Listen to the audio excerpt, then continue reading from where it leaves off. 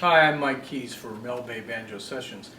This time we're going to talk about the triplet once again. Now, I know I've done a number of columns on the triplet, but as I evolve as a banjo player, I keep learning different things and better ways of becoming a banjo player, becoming a little more efficient and trying to learn something about developing a style. And so the triplet continues to come up because it basically is the main ornament we use in Irish tenor banjo, at least the main right hand ornament. Today I'm going to talk about the wrist triplet, which I found is the most efficient way to do a triplet. Those of you who've known about the McTwist, which is using your fingers and wrist like this, know that I enjoy using that too, and I found a number of very good banjo players who use it. But recently, especially after seeing Darren Maloney play, I've started to go back to the wrist triplet, mainly because it's quite efficient. Now the wrist triplet and the McTwist are two different animals, really. The wrist triplet, for example, uses a center of gravity, which is the wrist triplet is back here, so that your fingers are not moving at all, and that's why you can use the McKenna grip and the natural grip, both with this particular method. Now with the McTwist, you have to use the natural grip, because you're also going like this, and it moves the center of gravity a little farther forward, and there's a little bit more action in your hand, which means that it's not quite as quick as the wrist triplet. That's why you see very fast banjo players like Jerry O'Connor and Darren Maloney using the wrist triplet alone. Okay, this is the wrist triplet. Now, the wrist triplet is very simple. It's just going like this.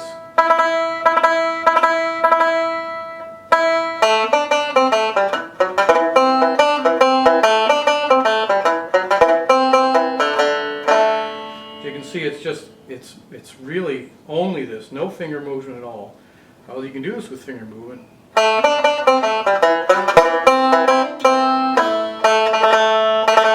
the McTwist. This is the wrist triplet. And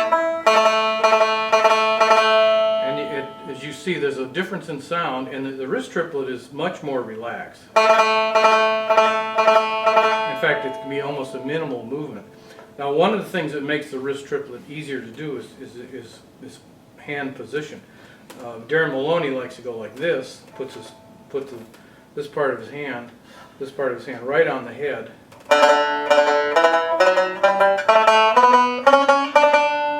and I think it kills the sound slightly, but in a well set up banjo, you won't really notice the difference.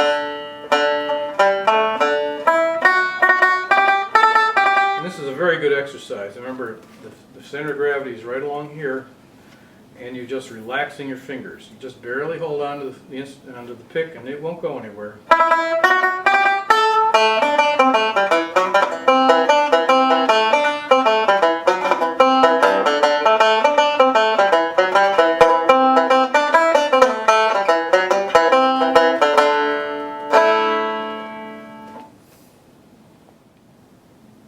Now I'll let you in on a little bit of a secret, and that's that the McTwist exists no matter how you use no matter what triplet you use. It's almost natural to squeeze down on the pick a little bit when you're trying to emphasize your triplets, and even though you try to relax and be very quick, sometimes you end up moving a little bit of your fingers like this. Now that's okay, even the very best banjo players do it. But when you see somebody really speeding along, they're just doing wrist triplets entirely. Now I'm going to try a tune called Jenny Picking Cockles, just to show you a little bit of this. I'll play the first part.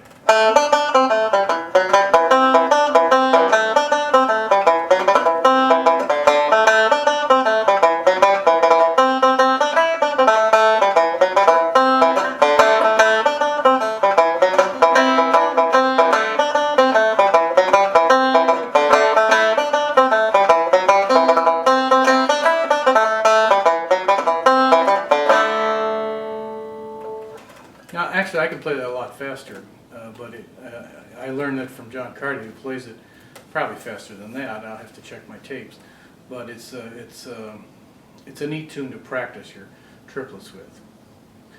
So, triplets are very important. People constantly ask me about them. They're often hard to do because you have to relax and They're a point in which people get very nervous when they try them.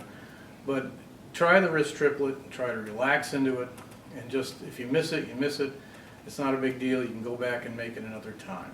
This is Mike Keys for Banjo Sessions.